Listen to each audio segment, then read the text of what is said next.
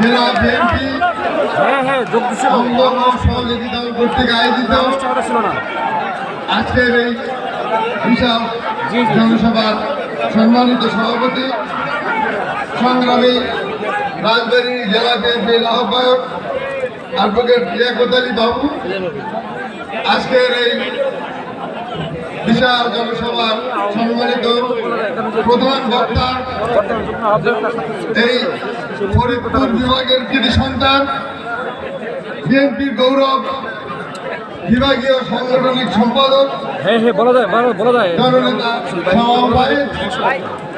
উপস্থিত আছেন এই জেলা বিএনপির সাধারণ সম্পাদক, ওই যে বিএনপি কেন্দ্রীয় নেতা বক্তব্য দিচ্ছে তো, সাবেক কেন্দ্রীয় কমিটির অন্যতম সদস্য, সাবেক এমপি আলী নওয়াজ মাহমুদ ফাইম উপস্থিত আছেন, সহসাধারণ সম্পাদক ফরিদপুর বিভাগের খন্দকার মাসিকুর রহমান উপস্থিত আছেন, এই জেলা বিএনপির যুগ্ম আহ্বায়ক এবং কৃষক দলের সহসভাপতি খন্দকার আসলাম উপস্থিত আছেন, জনাব অ্যাডভোকেট কামরুল আলম সদস্য সচিব রাজবাড়ী জেলা বিএনপি উপস্থিত আছেন, আমার সামনে সাবেক সাধারণ সম্পাদক হারুনুর রশিদ সঞ্চালনায় আকবর হোসেন উপস্থিত আছেন, রেজাউল করিম পিন্টু যুগ্ম আহ্বায়ক রাজবাড়ী জেলা বিএনপি, আমার সফর সঙ্গী বগুড়া জেলা বিএনপির সংগ্রামী সহসভাপতি সাবেক ছাত্রনেতা এবার ইসলাম স্বাধীন এবং নির্বাচিত সাংগঠনিক সম্পাদক সাবেক বিপি খায়রুল বাশার, এছাড়া আমার ঘনিষ্ঠ পুত্র সহ আমার সফর সঙ্গে 2 ডজন বিএনপি ছাত্রদল যুবদল এবং নেতাকর্মী উপস্থিত, আমার রাজবাড়িবাসী ভাই ও বোনেরা, আসসালামু আলাইকুম। আমার আপা বলেছেন যে এটা ধানের শীষের আরেকটা ঘাটে, আমি বিশ্বাস করি, তবু শহীদ জিয়ার জন্মভূমি, এদেশের স্বাধীনতার ঘোষক, বীর মুক্তিযোদ্ধা, জেড ফোর্সের অধিনায়ক, বাংলাদেশের প্রথম রাষ্ট্রপতি শহীদ জিয়াউর রহমানের মাতৃভূমি গাবতলী তথা বগুড়ার বাসীর পক্ষ থেকে আপনাদেরকে জানাই অভিনন্দন ও শুভেচ্ছা। আমার প্রিয় ভাইরা, আজকে এই বিশাল সভায় আমরা এই সরকারের কাছে কিছু দাবি নিয়ে আমরা এখানে দাঁড়িয়েছি। ইতিমধ্যে আমার নেতা নেত্রীরা তার কিছু আপনাদেরকে বর্ণনা করেছে। আমাদেরকে সজাগ হতে হবে, এই দাবিগুলোর কথা আমাদেরকে রাস্তাঘাটে টঙ্গে টঙ্গে মোড়ে মোড়ে আমাদেরকে জানাতে হবে, যাতে এই সরকারের কর্ণগোচর হয়। আমরা বলতে চাই, স্বৈরাচার চলে গেছে, এখনো কেন দ্রব্য মূল্য সাধারণ মানুষের কেনার বাইরে? অবিলম্বে দ্রব্যমূল্য, নিত্য প্রয়োজনীয় দ্রব্যমূল্য কমাতে হবে। আমরা ক্রম অবনতিশীল আইন শৃঙ্খলার পরিস্থিতি আমরা প্রতিদিনই দেখছি। এদেশের চুরি, ডাকাতি, খুন, ধর্ষণ আবারও চলছে। অবিলম্বে এগুলো বন্ধ করার দাবি জানাচ্ছি আজকে সরকারের কাছে। পতিত সরকার, পলাতক সরকার প্রধান শেখ হাসিনা দূরে বসে ষড়যন্ত্র করছে। অবিলম্বে এই সরকার প্রধান তার দুর্নীতিবাজ পরিবারের সদস্য এবং তার লুটেরা বাহিনীকে অবিলম্বে বিচারের আওতায় আনতে হবে। আমার প্রিয় ভাইরা, আমরা দাবি জানাই যে আপনাদেরকে যে সংস্কারের কথা বিএনপি বলেছিল, সেই সংস্কার হলো দেশের প্রশাসন এবং নির্বাচন কমিশন সংস্কার করে আপনি একটি সুন্দর নিরপেক্ষ নির্বাচন দেবেন এবং তা হবে জাতীয় সংসদের নির্বাচন। এটাই ছিল এদেশের জনগণের আশা এবং আকাঙ্ক্ষা। এদেশ 5 তারিখে এদেশের কৃষক, শ্রমিক, ছাত্র জনতা আন্দোলন করে পৃথিবীর শ্রেষ্ঠ স্বৈরাচারকে বাংলাদেশ থেকে বিতাড়িত করেছে।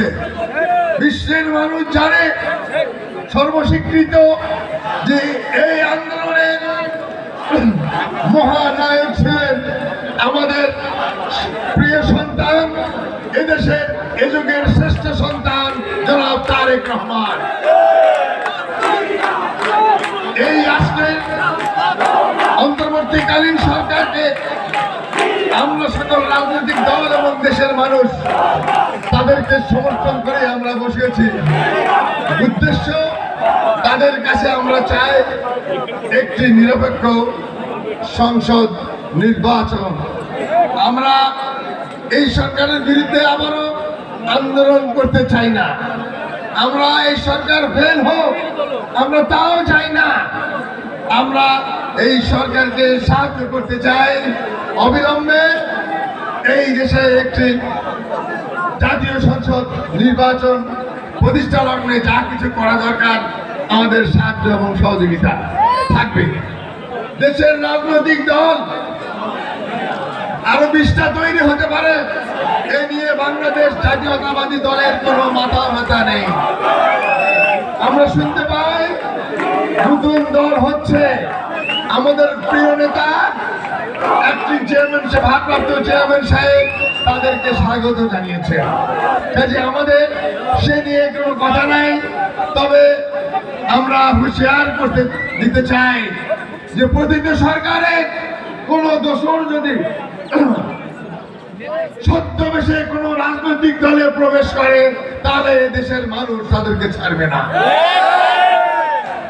তৎকালীন স্বৈরাচারের মহাসচিব বলেছিল যদি আওয়ামী লীগের পতন হয় এদেশে তাদের নাকি 5 লক্ষ লোক ইন্তেকাল করবে, খুন হবে, মানুষ ধরে মারবে। কিন্তু এই দেশের মানুষ ধৈর্য ধরেছে, শৃঙ্খলা রক্ষা করেছে। তারেক রহমানের নির্দেশে এদেশের মানুষ, ছাত্র জনতা থানা পাহারা দিয়েছেন। কাজেই মানুষ উশৃঙ্খল হয় নাই।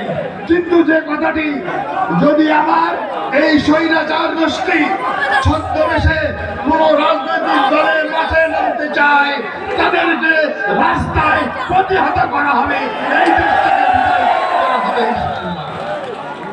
আমার প্রিয় ভাইয়েরা, আমরা জানি যে এই দেশে আমাদের মানুষের কষ্ট, আমাদের কষ্ট, আপনাদের পদ্মা নিয়ে কষ্ট, আমার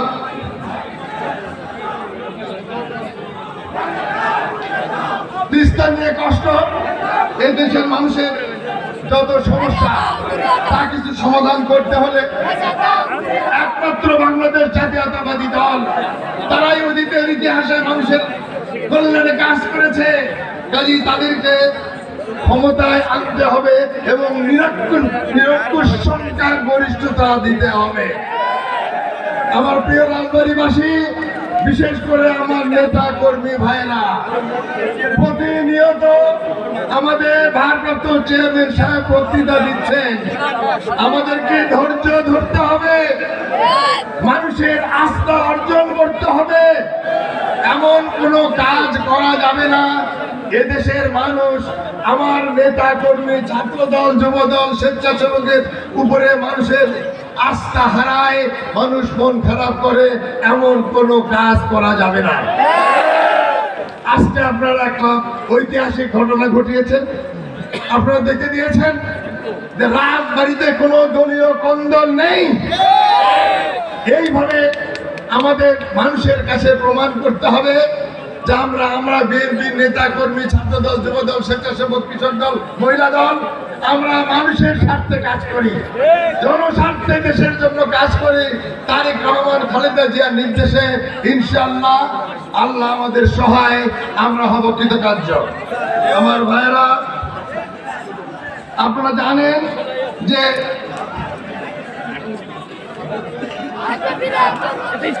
তারেক রহমান 31 দফার আলোচনা এখানে হয়েছে।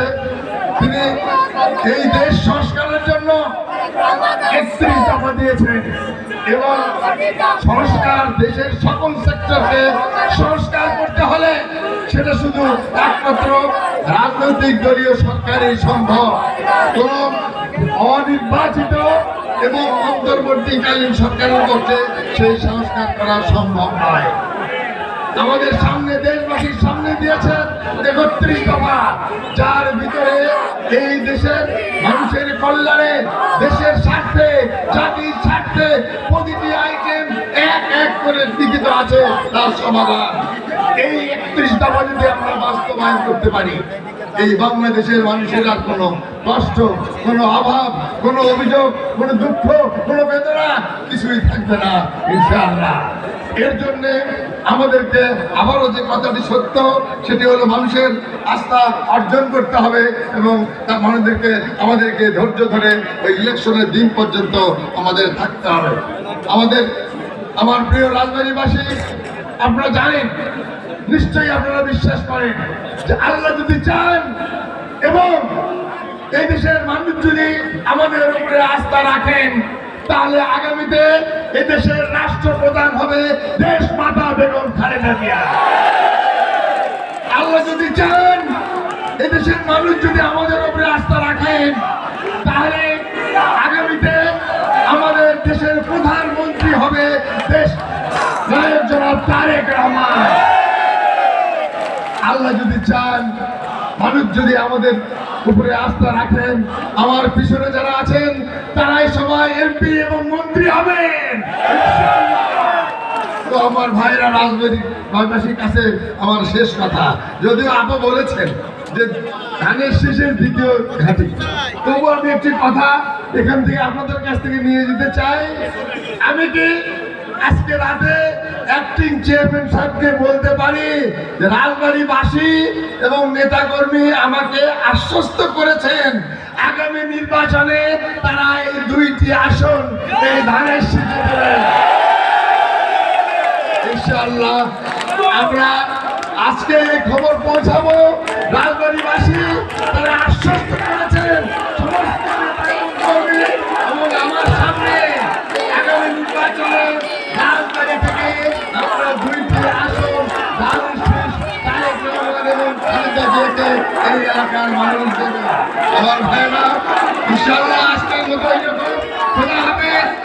বাংলাদেশ জিন্দাবাদ, শহীদ জিয়া অমর হোক, খালেদা জিয়া জিন্দাবাদ, তারেক রহমান জিন্দাবাদ, রাজবাড়িবাসী জিন্দাবাদ। সবাইকে ধন্যবাদ। আসসালামু আলাইকুম।